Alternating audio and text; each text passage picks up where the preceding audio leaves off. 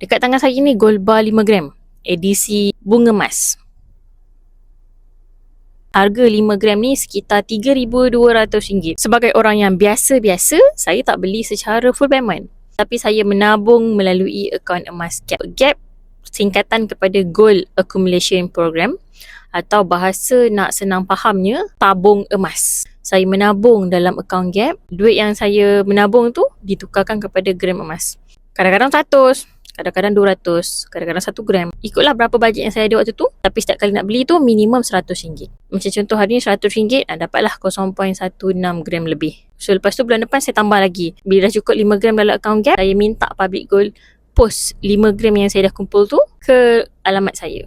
Kalau nak item yang lebih besar pun boleh. Sambunglah menabung. Jangan keluarkan dulu. Macam mana nak bermula? Of course kena ada akaun Public Gold. Macam mana nak ada akaun Public Gold? Boleh follow step yang ada dekat pin video.